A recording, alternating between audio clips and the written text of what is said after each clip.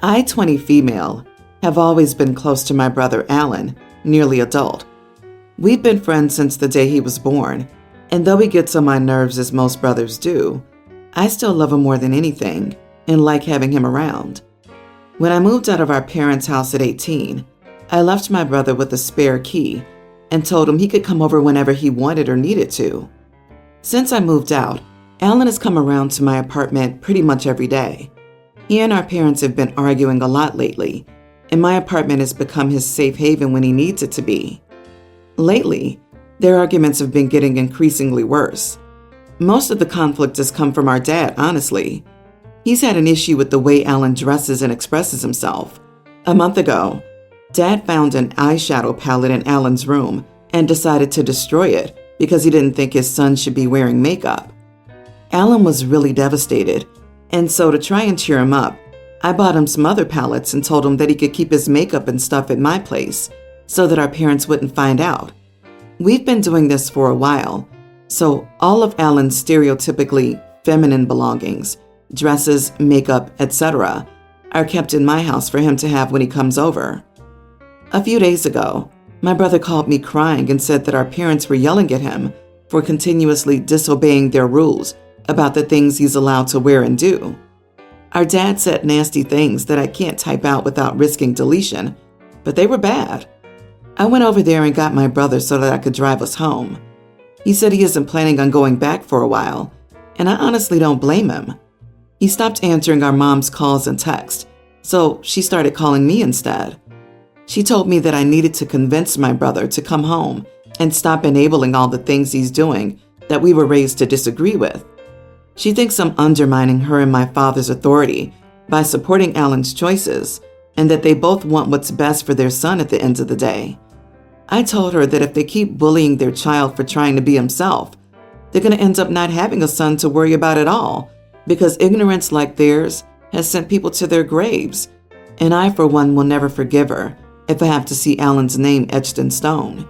I guess my mom told her sister what happened, because then my aunt texted me to say that I was an awful person for saying such a horrible thing to my mother, and that even if I think the way my parents are handling this doesn't seem right, Alan is still their child, and me saying I'd blame them if something happened to him is cruel. Apparently so cruel that Mom's been crying about it ever since.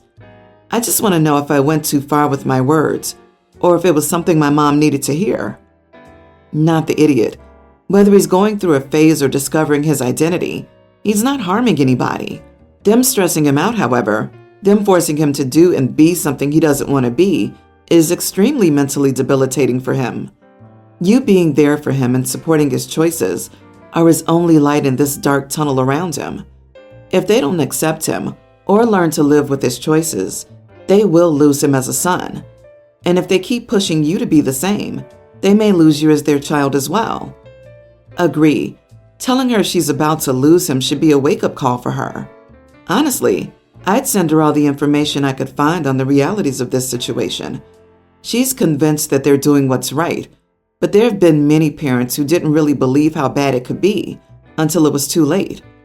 Good for you for getting him out of that toxic situation and supporting him. OP, please protect your brother. Where are you? Depending on the state, there are still things like conversion camps if you're in the U.S. You must call DCF and file charges if you're in those states. You need to make sure they cannot force him into a program. In some states at his age, he's an adult for everything but child abuse and medical. We are in the States, but he's turning 18 in a week, and he's already finished with high school, so I'm assuming there's nothing our parents can really do at this point, as he's essentially an adult. If they do try something, though, I'm definitely going to file a report. I, 40 male, and my wife, 41, have been married for 12 years. We have a daughter and a son together. Our daughter's pre-tween and wanted a Nintendo Switch for her birthday. My wife got laid off from her job and became more frugal with money. I'm still working and am happy to provide for the family. I have no issue with saving money. We have been planning our daughter's birthday party, and my wife has made it clear that the budget is $50. She bought all the decorations from the dollar store, which I didn't see an issue with. She told my daughter she could only invite 5 of her friends, as it would save money on the amount of food we would have to spend. I bought the cake and the pizza. My daughter told us that she wanted a Nintendo Switch. My wife looked up the price for one and told her it was too expensive. I found a Switch online for a good price and purchased it. Her birthday party was this past weekend. She was so excited seeing that we got her a Switch. When everything calmed down, my wife started yelling at me for purchasing the console. I told her that I got the system for a good price. Our daughter started school this year. When I picked her up from school, she went up to her bedroom to play with the Switch. She starts crying and tells me the Switch is missing. I looked through her entire room and couldn't find it anywhere. My wife comes home, handed me some money, and tells me that she sold the Switch and got the money back. I started screaming at her for selling the Switch and upsetting our daughter. Her reasoning was that our daughter wasn't letting her brother use the console and that I spent money we didn't have. She packed a bag and is currently staying with her sister. I've purchased my daughter another Switch along with some games. Sister-in-law thinks I'm being a horrible husband and not respecting my wife's decision to save money. Am I the idiot? So, to recap, you bought your daughter a gift that she wanted. Your wife threw a fit because you can't afford it, and instead of taking the issue out on you, or temporarily making a budget change to recap the loss, though it seems money isn't a huge issue, she instead took it out on your daughter and returned the gift? Hard not the idiot, solely for the fact she took it out on her daughter. Agree. To me, they aren't living paycheck to paycheck. A Switch costs anywhere from $150 to $250. And sure, that's not a small chunk of change, but it's not life-changing money. If they can afford to save, he's not doing something that indicates that they'll go homeless if they buy their daughter a birthday present she really wants. The wife was so far out of line. I can't even. Returning the console on day 2 or 3, she was intent on punishing both you and your daughter, using she's not sharing as an excuse. And there's really no excuse for what she did. Returning the child's gift after it had been gifted was cruel. Your wife is clearly way more stressed out about money than you are. Does she know something you don't? She might have some secret debt. Everyone's the idiot here. You two are married or divorced. Where's the communication? Why is your wife so paranoid about finances while you're seemingly blasé? You two need to be on the same page, not going behind each other's backs because you think you're right and the other's wrong. My husband of 8 years desperately wanted a dog and refused to wait until we bought our own home. He ended up getting a dog despite me saying no. I wasn't sure of our apartment's pet policy, so I told him he needed to call and ask them. He claimed he did, but I found out months later that we have a strict no dogs allowed policy here. We ended up getting evicted. At this point, he's had this dog for over a year, and I admittedly had been telling him to rehome the dog the entire time for other reasons. I certainly was not anywhere close to being ready for a dog, on top of living in a tiny apartment with 3 children as it was. His reasoning for going against me was that the dog was free. His mother gave him the dog, and due to the breed usually being super expensive, he couldn't pass it up, which is 100% the truth, no doubt. So we get evicted, not due to the animal, he hit the dog, but to them raising our rent by $600 over the past year and being unable to afford it. So anyways, we're back to house searching again.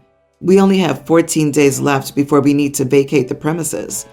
Our landlord has been super nice during this and says they won't put the eviction on our record because we were otherwise good tenants, and she understands times are hard enough without an eviction on our record.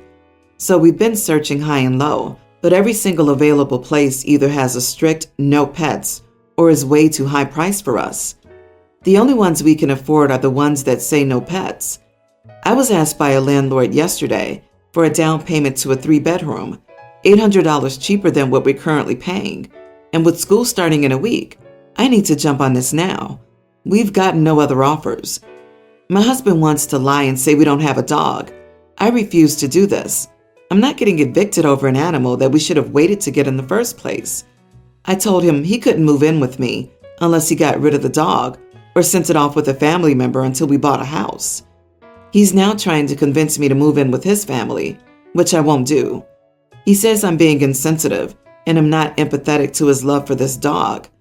This isn't true, but I also have to worry about my kids and their stability versus putting my husband and his animal first.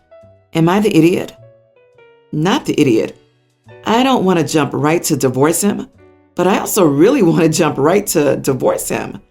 I'm an animal lover, but I would never risk my living situation just to have an animal around. Can't he go volunteer at a local animal shelter or something? I think OP's solution of grabbing the apartment she can afford and moving with her kids is the best. The husband can find his own accommodations with his dog and reflect on what's more important.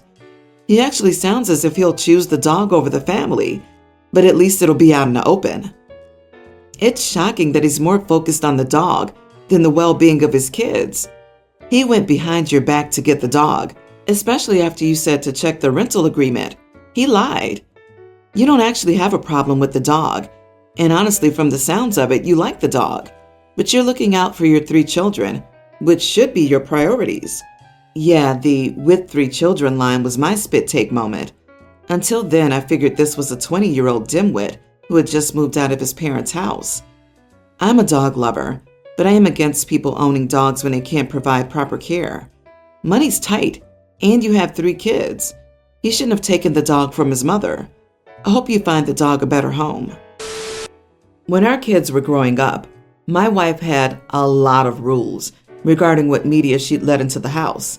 The main thing was that she didn't want any villain toys or stuff. So anytime our son got a Darth Vader or Joker or whatever toy for a birthday or Christmas, she'd toss it out and lecture our son before replacing it with something acceptable. This was one of the many factors that led to our divorce and contributed to why our 2 children mostly live with me. They spend 1 week a month with my ex. This didn't matter as much during our marriage for my daughter Sarah. People don't usually give girls Maleficent or Ursula dolls. Not even sure if they make those. But my daughter has a big fixation on Wanda from the MCU. Of course, she's never out and out said it, but I'm pretty sure Avengers 2 was how my daughter realized she liked girls. Regardless, Sarah is nearly an adult and still has a massive Wanda collection. Every toy, piece of art, mug, you name it, she's got it, which has never been a problem until now, because my ex finally saw Multiverse of Madness and she knows Wanda's a villain now. And my daughter's social media means she knows I haven't done a thing about her room. My ex exploded. Phone calls, texts, emails, trying to sick her friends and family on me. Genuinely, I think she took my saying I wanted a divorce better than she's been taking me letting Sarah keep her collection. Normally I'd let it wash over me, but this is clearly bothering her a lot. Like a lot. And while I'd never ask Sarah to throw away or get rid of anything, I'm a little worried that letting her keep it all could either negatively impact my ex's mental health or be setting my kids up for a bad time at her house. I recognize that my ex is unreasonable, but am I being the idiot for just ignoring her? Not the idiot. You all are lucky you don't live in the MCU because your ex's no villains policy sounds like the start of Sarah's villain origin story in and of itself. Whatever this triggers for her is something she needs to work out in therapy, not take out on Sarah. Your daughter's mental health is essential, and throwing out all of Wanda's/Scarlet Witch's stuff will affect your daughter and your daughter's relationship with you. Tell X she can control what items come into her home, but she's to butt out of what is in your home, as long as it's not causing your kids any physical harm. Your daughter's old enough now that if mom becomes unbearable, she can refuse to go and is less than a year away from becoming an adult. She can then decide if she wants to continue to have a relationship with her mother, go low contact, or cut off communication completely. And making her throw away stuff could also send a message that you disagree with her orientation, which, again, could adversely affect her mental health and your long-term relationship with her. What does your ex think will happen if your kids have merchandise like that? That they're going to spontaneously get powers and vaporize her? Is this like a religious thing with your ex? I'm simply trying to understand because this sounds insane. It makes total sense why you're divorced. Your ex sounds like a whack job. I'm divorced and remarried. We had 2 sons who are currently 26 and 21. My wife also has a daughter who's 21. With my current wife, I have 1 son, 15. My ex and I lived paycheck to paycheck when our kids were little, especially our oldest. When we established ourselves professionally, we could do more, but they both remembered what it was like not to have a lot. My stepdaughter is also very aware of cost and appreciative of things. Because my wife and I are both doing very well, we've been able to give our son a lot. I'm talking expensive game systems, software, telescope, binoculars, high-end cameras, expensive trips, a fancy bike, and it just goes on and on. My oldest son was over last night and told a story involving Christine. My youngest asked who Christine was. My oldest explained that she was his first car, an old beater. My youngest asked questions about the car and then wondered why my oldest wanted to drive something so old and goofy. He didn't mean anything by it, but I decided he needed a reality check. I told my youngest son that the beater was all that we could afford at the time. Youngest then said, "Well, you're getting me something new next year, right, Dad?" I admonished him, saying that he was acting spoiled and rubbing it in his brother's face that he won the birth order lottery. Youngest was upset by that comment and went to his room to sulk. My oldest said I was too hard on him, and my wife was angry. I just think he needs to learn to be more considerate of others. Is spoiled really such a nasty word? You are the idiot. A parent calling their child spoiled is hilarious. If they're spoiled, it's because you spoiled them. Instead of berating him, maybe you should be teaching him about hard work and the value of money. Get him a Christine next year. He'll learn real quick. You spoil the kid by buying him all the stuff his siblings couldn't have, and then expect him not to assume he'll get a better car?